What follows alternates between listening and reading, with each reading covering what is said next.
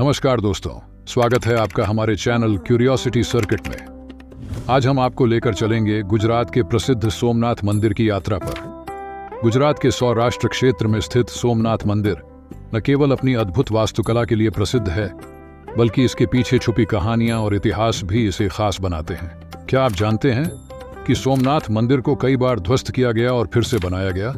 इसके पीछे की कहानी क्या है? कैसे इस मंदिर ने हर बार खुद को पुनः स्थापित किया और भारतीय संस्कृति का प्रतीक बना रहा?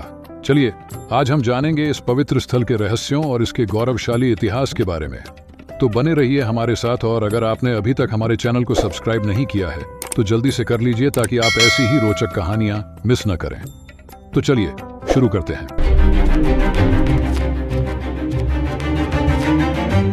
सोमनाथ मंदिर गुजरात राज्य में भारतीय उपमहाद्वीप के पश्चिमी कोने पर अरब महासागर के तट पर स्थित है।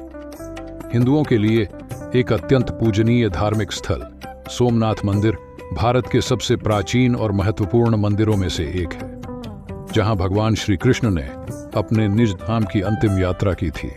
यह मंदिर भगवान शिव को समर्पित है और इसे 12 ज्योतिर्लिंगों में से पहला ज्योतिर्लिंग माना जाता है। इस प्रथम ज्योतिर्लिंग का अस्तित्व इस स्थल को भगवान शिव के भक्तों के लिए बहुत महत्वपूर्ण बनाता है। यह तीर्थ सबसे पुराने में से एक है और इसका संदर्भ स्कंद पुराण, श्रीमद् भागवत, शिव पुराण आदि प्राचीन ग्रंथों में मिलता है। ऋग्वेद में भगवान सोमेश्वर के साथ साथ गंगा जी, यमुना जी और पूर्वमुखी सरस्वती जैसे महान तीर्थों का उल्लेख है। यह इस तीर्थ धाम के प्राचीन महत्व को दर्शाता है। सोमनाथ प्रभास पाटन में है, जो गिर सोमनाथ जिले के वेरावल के बहुत करीब है। सड़क मार्ग से अहमदाबाद से सोमनाथ की दूरी है 410 किलोमीटर। यह मंदिर कपिला, हिरण और सरस्वती नदियों के संगम पर स्थित है। यहाँ के ज्योतिर्लिंग को फूलों, चांदी और सोने के आभूषणों से सजाया गया है और दूर दूर से लोग इसकी पूजा करने आते हैं। प्राचीन मंदिर का समय 649 ईसा पूर्व से पता लगाया जा सकता है, लेकिन माना जाता है कि यह उससे भी पुराना है। वर्तमान स्वरूप का पुनर्निर्माण 1951 में किया गया था। इस मंदिर का इतिहास ऐसा है कि चंद्रदेव ने दक्ष प्रजापति की 27 बेटियों से विवाह किया था। हालांकि उन्होंने बाकी सभी की तुलना में रोहिणी को सबसे ज्यादा प्राथमिकता दी। इससे प्रजापति नाराज हो गए, जिन्होंने जोर देकर कहा कि वे अपने प्रेम में निष्पक्ष रहें। जब चंद्रदेव ने उनकी चेतावनियों पर ध्यान नहीं दिया तो प्रजापति ने उन्हें शाप दे दिया और चंद्रदेव की चमक खो दी। चंद्रदेव की चांदनी के बिना दुनिया अंधकारमय हो गई। इसलिए सभी देवताओं ने प्रजापति से अपने श्राप को वापस लेने का अनुरोध किया। तभी दक्ष ने सुझाव दिया कि चंद्र भगवान शिव से प्रार्थना करें।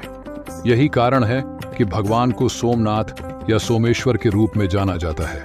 ऐसा कहा जाता है कि चंद्र ने अपनी चमक वापस पाने के लिए सरस्वती नदी में स्नान भी किया था। बदले में चंद्रमा ने भगवान शिव के सम्मान में सोने से एक मंदिर बनवाया।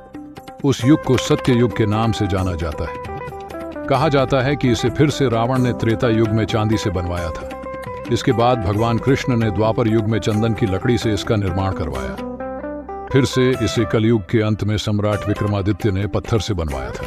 अरब यात्री अल बरूनी ने इस मंदिर का वर्णन इतना शानदार किया था कि सन 1024 में अफगानिस्तान के प्रसिद्ध लुटेरे महमूद गजनी को यहाँ आने के लिए प्रेरित किया। उस समय मंदिर इतना समृद्ध था कि इसमें 300 संगीतकार, 500 नर्तकियां और 300 नाई भी थे।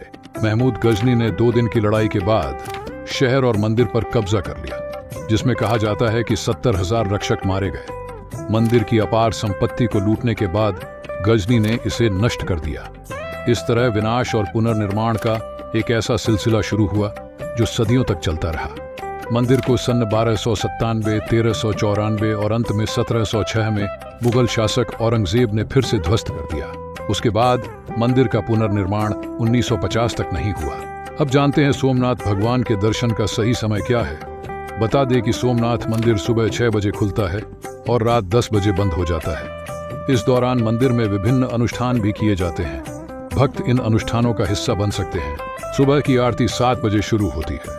दोपहर 12 बजे होने वाली आरती दिन के चरम का प्रतीक है और निरंतर शांति और समृद्धि के लिए आशीर्वाद प्रदान हेतु होती है। और शाम 7 बजे संध्या आरती होती है। आपको बता दें कि मंदिर के किनारे अरब सागर पर 45 करोड़ रुपए की लागत से करीब 2 किलोमीटर लंबा समुद्र दर्शन पैदल मार्ग तैयार किया गया है। यह मुंबई के मरीन ड्राइव की तर्ज पर तैयार किया गया है। इससे मंदिर आने वाले श्रद्धालु समुद्र का भी खूबसूरत नजारा देख सकेंगे। इस पर लोग पैदल सैर कर सकेंगे। समुद्र दर्शन प्रवेश द्वार पर सुंदर आध्यात्मिक चित्र बनाए गए हैं। इस पथ पर साइकिलिंग, घुड़सवारी, ऊंट राइडिंग समेत अन्य सुविधाएं उपलब्ध कराई गई हैं। सोमनाथ प्रदर्शन गैलरी, जिसे सोमनाथ संग्रहालय के नाम से भी जाना जाता है, जो मंदिर परिसर में स्थित है। ये गैलरी सोमनाथ मंदिर के इतिहास और इसकी पुनर्निर्माण यात्राओं का विस्तृत विवरण प्रस्तुत करती है। यहाँ प्राचीन मूर्तियों, शिलालेखों और अन्य पुरातात्विक अवशेषों का संग्रह है, जो मंदिर के गौरवशाली इतिहास को दर्शाते हैं। यह गैलरी पर्यटकों को सोमनाथ मंदिर के अद्वितीय सांस्कृतिक और धार्मिक महत्व से अवगत कराती है। मंदिर से जुड़ी सबसे रोचक बात है इसमें स्थित बाण स्तंभ। ये स्तंभ मंदिर परिसर में ही लगा है और इस पर संस्कृत में एक श्लोक लिखा है, जिसका अर्थ होता है कि स्तंभ और दक्षिणी ध्रुव के बीच जमीन का एक भी टुकड़ा नहीं है। आसान शब्दों में समझिए कि इस स्तंभ से एंटार्क्टिका के बीच भूमि का कोई हिस्सा नहीं है। तो यह था सोमनाथ मंदिर का संक्षिप्त इतिहास और भूगोल। यह मंदिर न केवल धार्मिक दृष्टि से महत्वपूर्ण है, बल्कि इसके ऐतिहासिक और सांस्कृतिक महत्व ने इसे विश्व भर में विख्यात किया है। इस मंदिर का स्थापत्य और इसकी कहानियां हमें भारतीय संस्कृति की गहराइयों तक ले जाती है। अगर आप 12 ज्योतिर्लिंगों के बारे में विस्तार से जानना चाहते हैं तो कमेंट में जरूर बताइए। हम आपके लिए और भी रोचक और ज्ञानवर्धक जानकारी लेकर आएंगे। ऐसे ही और वीडियोस के लिए हमारे चैनल क्यूरियोसिटी सर्किट को सब्सक्राइब करना न भूलें। धन्यवाद।